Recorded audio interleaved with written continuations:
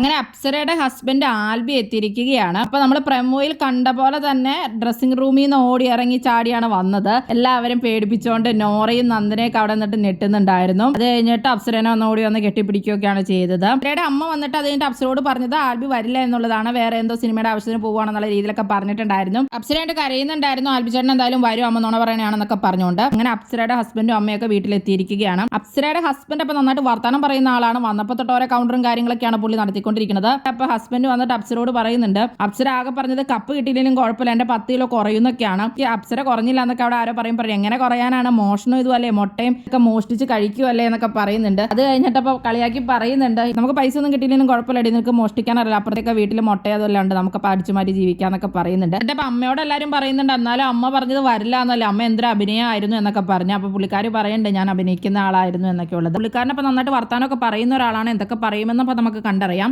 ഇനിയിപ്പോൾ അടുത്തത് വരാനുള്ളത് സായിയുടെ വീട്ടിൽ നിന്ന് സ്നേഹയാണ്.